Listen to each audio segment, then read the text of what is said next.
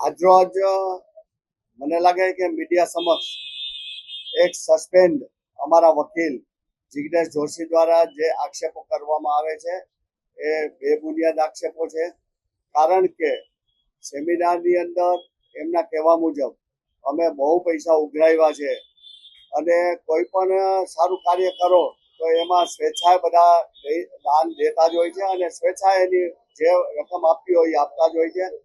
કોઈ અમે bogus account ખોલાવેલ નથી. રાજકોટ બાર એસોસિએશને એક એકાઉન્ટમાં જેટલા પણ જેને દાન આપ્યું છે આ સેમિનારમાં એને એકાઉન્ટમાં પૈસા એમાં નાખ્યા છે અને હિસાબ પણ જ્યારે પણ માગે જ્યાં પણ માગે હિસાબ પણ તૈયાર છે. અને જિગ્નેશ જોશીએ રાજકોટ બાર એસોસિએશનની સામે પણ 65 લાખ રૂપિયા ઉઘરાવ્યા અને એ પ્રકારનો આક્ષેપ કર્યો. 20 લાખ રૂપિયા બાર કાઉન્સિલ ઓફ ઇન્ડિયા આપ્યા છે, 5 લાખ રૂપિયા બાર કાઉન્સિલ ઓફ ગુજરાતે આપ્યા છે.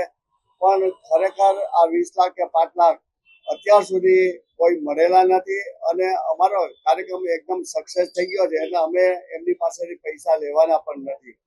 જે પણ પૈસા જે પણ સ્વેચ્છા આવ્યા છે, જે લોકોએ પણ આપ્યા એ સ્વેચ્છા આપ્યા છે.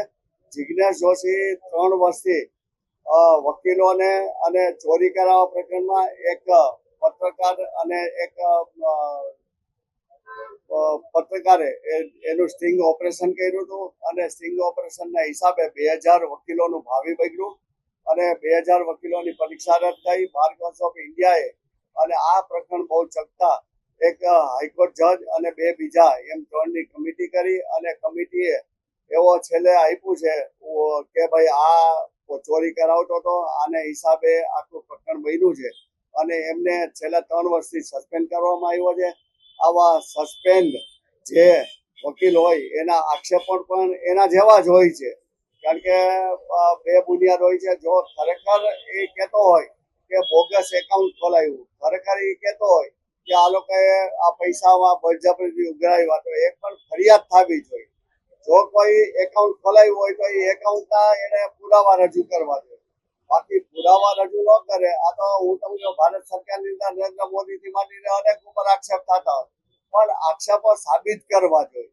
એટલે સાબિત કરવાની જવાબદારી આક્ષેપ કરનાર ઉપર છે અને આક્ષેપ જેની ઉપર થયા એને કોઈ સાબિત કરવાના હોતા નથી. માત્ર એ સાંભળીને આ કાને સાંભળી આ કાને કાઢી નાખે. હા, હાલમાં બાર એસોસિએશનની ચૂંટણી છે અને જિગ્નેશ જોશી સામેની પેનલમાં કામ કરી રહેલ છે અને બાર કાઉન્સિલ ઓફ ગુજરાતમાં પણ એ એકવાર લડેલો અને ભૂંડી ઓલાએ હારેલો છે. બાર કાઉન્સિલ ઓફ ગુજરાતની ચૂંટણીમાં છેલ્લા 15 વર્ષથી 1 નંબર ઉપર હું જીતું છું અને આખા ગુજરાતમાં પ્રથમ ક્રમાંકે હું જીતું છું. સૌથી વધુ મતે હું જીતું છું.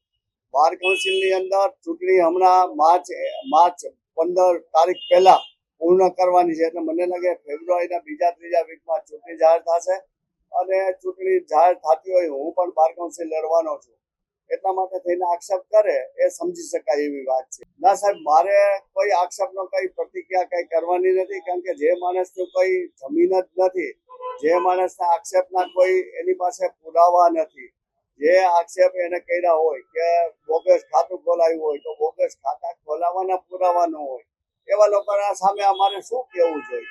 એ નાદાન વ્યક્તિ છે અને માત્ર આ ચૂંટણીના પરિણામે જ આ આક્ષેપ